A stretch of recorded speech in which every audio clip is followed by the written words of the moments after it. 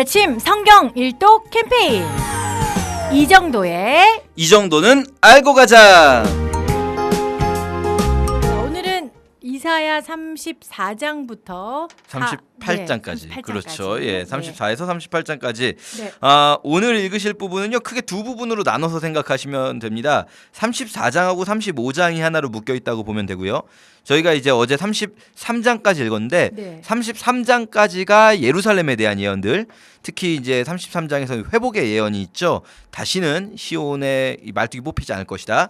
34장과 35장은 여호와의 날, 이제 묵시적인 내용이 나옵니다. 이 묵시적이라는 거는 미래에 있을, 말세에 있을 일들을 이야기하는 건데요. 34, 35장이 그렇고요. 그리고 36장부터 오늘은 38장까지만 보지만 39장까지가 네. 한 묶음으로 돼서 이제 이 부분은 역사 부분이에요. 열왕기에 나오는 부분. 히스기야 시대에 있었던 히스기야와 이사야에 관련된 이야기인데요. 이렇게 두 부분, 특히 이제 34장, 35장을 볼 때 34장은 심판에 대한 내용이에요. 열방을 심판하는, 특히 열방 중에서도 에돔이 주로 이제 언급되고요. 35장은 이스라엘의 회복. 항상 전에 말씀드렸는데 저희가 20장 때에서도 24에서 27이 이사야 묵시록이지 않았습니까? 요 묵시는요, 두 가지가 동시에 나오는 거예요. 심판과 회복. 그렇죠? 악인들의 심판, 그것이 의인의 회복이 이루어지는데 34장이 열방 심판입니다. 먼저 34장 보시면요, 2절에 여호와께서 열방을 향하여 진노하시며 그들의 만군을 향하여 분을 내셔서 진멸하신다. 그래서 막 시체의 악취가 솟아오르고 그 피에 산이 녹을 정도로 피를 많이 흘릴 거다. 막 이런 이야기들을 하면서 아주 무시무시한 날을 이야기합니다. 4절에 하늘의 만상이 사라지고 하늘이 두루마리같이 말리니까 그 만상의 쇠자남이 포도나무 잎이 마름같이 될 것이다.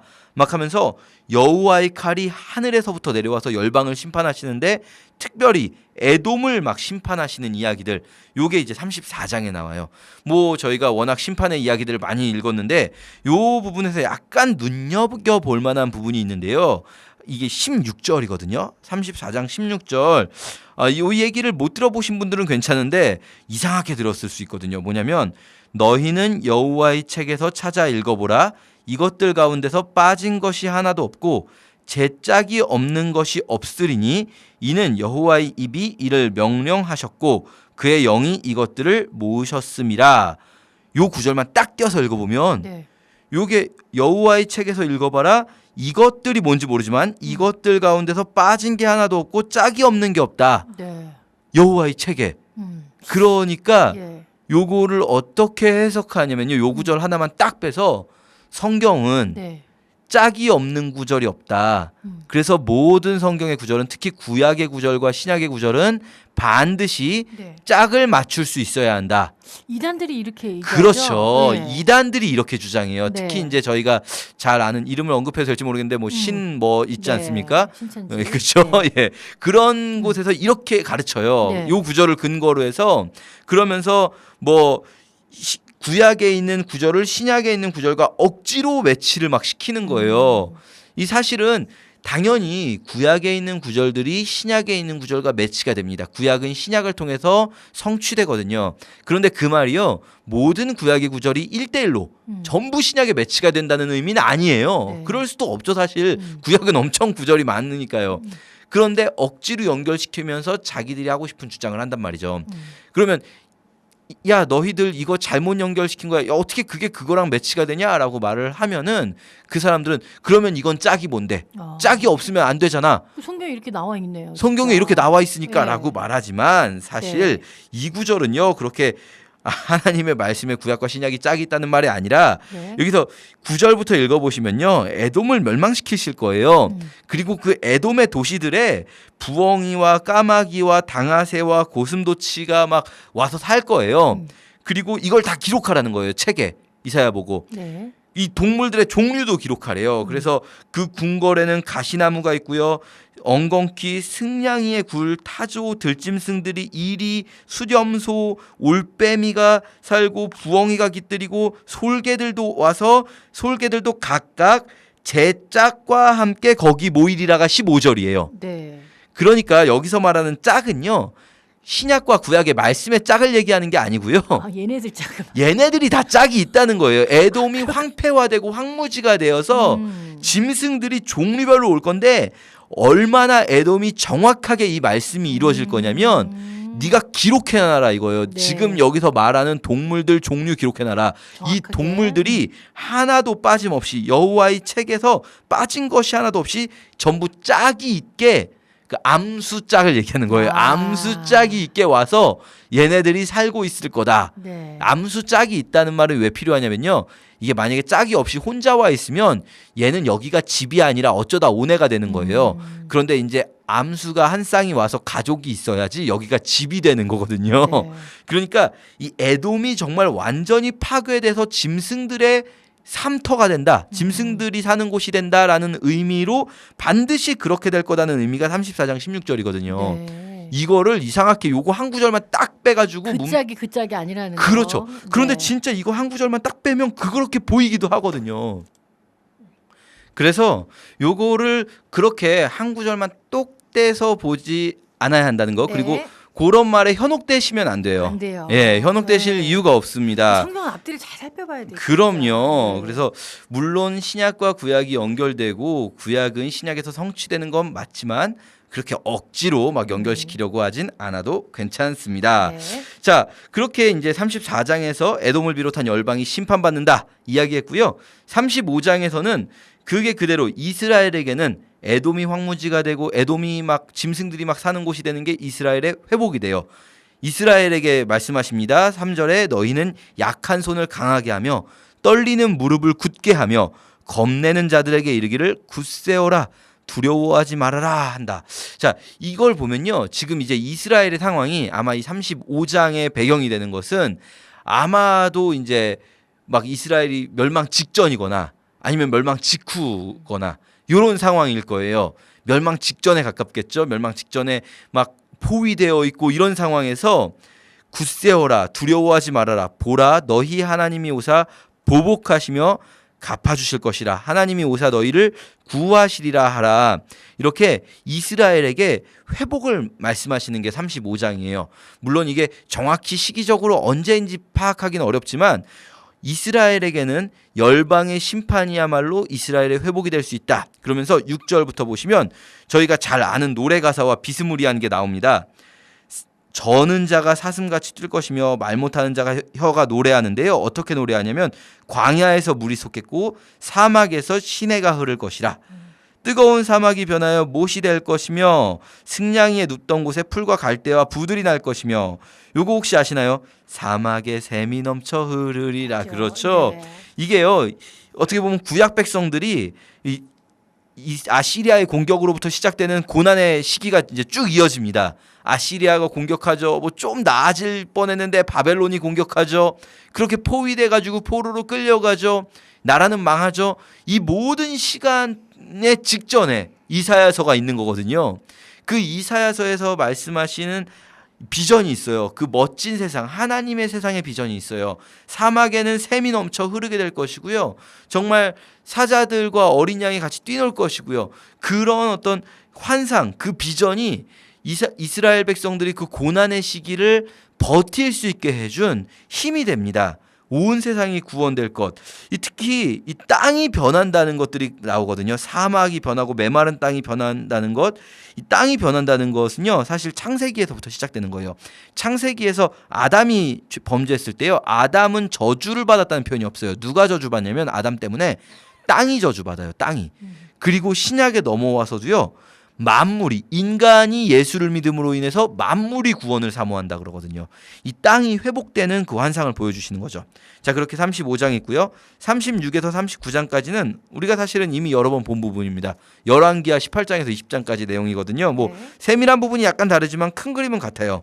이제 이 남유다를 공격하는 아시리아의 사네립 왕이 랍사게를 보내가지고 랍사게 장군을 보내서 예루살렘에 와서 막 비난을 하는 거죠. 그래서 야 니네들 히스기야가 무슨 뭐 여호와가 니네 도와줄 거라고 말해도 야 믿지 마.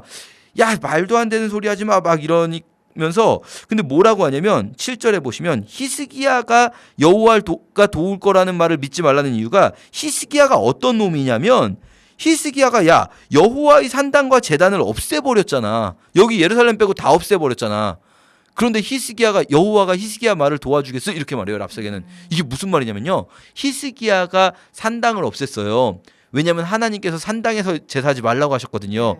그런데 랍사게의 눈으로 보기에는 그게 교세를 축소시킨 거예요. 오히려. 왜냐하면 실제로 규모가 줄어들게 되는 거잖아요. 전국에 있는 산당이 없어지면서. 이게 그러니까 전형적인 그냥 우리 인간의 눈으로 보는 거예요. 사람의 눈으로 보기에는 규모가 줄어들면 믿음도 줄어든 것 같아요. 우리식으로 말하면 교회 개수가 줄어들고 교회 규모가 줄어들면 믿음도 줄어든 것 같아요. 그렇지 않거든요. 그런데 지금 랍사게는 그렇게 말하는 거예요. 그러니까 야 어떻게 히스기야가 기도하는데 하나님이 그걸 들어주겠냐라고 말하고 뭐 히스기야의 신하들이 아람말로 해주세요. 백성이 다 들어요. 우리가 아람말 알아들을 수 있으니까 히브리 말로 하지 말아주세요. 그러니까 랍사게가 야 니네 백성들한테 하는 말이야. 야 그 백성들도 자기 오줌을 먹고 똥을 먹어야지. 막 이렇게 말하면서 비난하고 이 이야기를 들은 히스기야의 부하들이 히스기야에게 가서 막 울면서 말하니까 히스기야가 성전에 가서 기도하고 히스기야의 부하들은 이사야 선지자를 찾아가고 이사야 선지자가 걱정하지 마. 저놈들 돌아갈 거야. 이렇게 말해주고 그때 이제 랍사게 장군이 원래 사네립이 라기스에 있다가 림나로 옮겼다는 이야기를 듣고 림나로 찾아갑니다. 그런데 그때쯤에 사네립이 계속 림나성을 공격하고 있을 때 이집트에 구스의 디르하가가 공격해 온다는 소식을 듣게 돼요. 구스가 에티오피아인데 이때쯤에는 에티오피아가 이집트를 정복했거든요. 애굽이 공격한다는 소식을 들으니까 이제 이 사네립도 발등에 불이 떨어진 거예요. 이집트가 공격해 오기 전에 빨리 요 유다를 정리해놔야 되거든요. 사실 유다는 그렇게 어려운 나라도 아닌데 그래가지고 다시 사신을 보내요. 히스기야에게 직접 이번에는. 그러니까 앞에 랍사게를 보낸 거는요. 사실은 항복하라는 말 의미도 있지만 조롱하기 위한 거예요. 사실은 백성들에게 말하잖아요. 그런데 이번에는 실무자를 보내서 히스기야하고 1대1 면담을 시켜요.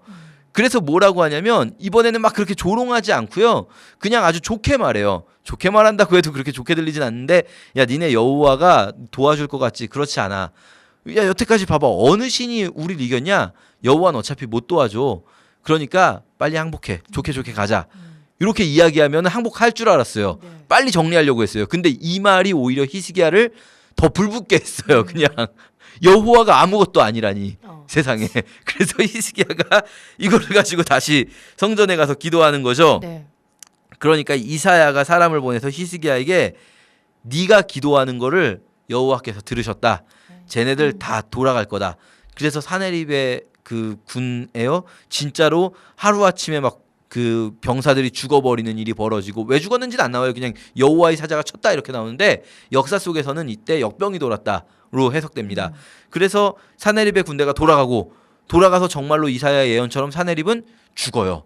그런데 사네립이 어디서 죽냐면요. 이거 되게 재밌어요. 마지막 절에 38절 보시면 자기 신 니스룩의 신전에서 경배할 때 암살당해요.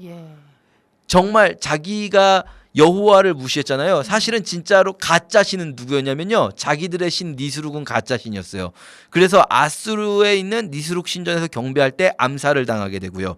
그리고 이제 37장까지는 그 에피소드고 38장에서는 좀 다른 에피소드가 나와요. 히스기야 병들었을 때. 히스기야가 병들었는데 병들었으면 좀 가서 좋은 말 해줘야 되잖아요. 아이 좀 우리가 저희 그렇잖아요. 솔직히 누가 아프다 그러면 그냥 빈말이라도 아이 잘 될 거야. 하나님께 기도하자. 이렇게 말해야 되는데 병 들어가지고 안 그래도 마음이 힘든데 이사야가 가서 뭐라고 하냐면 너는 가서 유언해라. 너 죽는다. 하나님이 너 안 살려준단다. 이렇게 말해요. 정말 좀 너무하지 않습니까?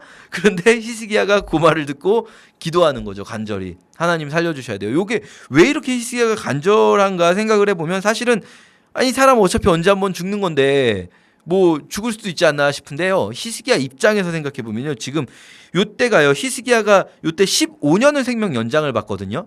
그런데 이게 참 요런 거 계산하시는 분들이 있어요. 대단한데 히스기야의 재위 기간이 29년이에요. 네. 히스기야 29년 재위했다는 말은 이제 뒤에 있는 후반부 15년은 생명 연장이죠. 그럼 25년에서 15를 빼면은 지금이 요 히스기야가 죽을 병 걸린 시점이 언제냐면 히스기야 14년이 되거든요. 네. 그런데 앞에 저희가 36장에서 1절에 어떻게 나오냐면 히스기야 14년에 아수르의 왕 사네립이 공격해 와서 랍사게를 보내요. 네. 그러니까 히스기야 14년 이 38장이요. 시간상으로는 이 뒤에 있는 이야기가 아니라 오히려 더 앞에 있는 이야기인 거예요. 네. 아시리아로부터 포위된 상황이에요. 나라가 지금 망해갈 수도 있는 풍전등화의 위기 상황에서 왕까지. 내가 죽으면 안 되는 거예요. 더군다나 자기 아들 므낫세는요. 지금 아주 어리거나 태어나지도 않았을 것 같거든요. 이 아주 어린 아들 그리고 므낫세 사실 굉장히 개념 없는 왕이거든요. 나중에 보면 아시지만 그래서 히스기야가 살려달라 기도했더니 살려주셔서 15년 더 살게 해주십니다. 네. 이렇게 우리 38장까지 읽으면 되겠습니다. 네. 자, 오늘 이사야 34장부터 38장까지 읽으시고 읽었을 출석 체크 남겨주시기 바랍니다. 저희는 여기서 인사드릴게요. 고맙습니다. 감사합니다.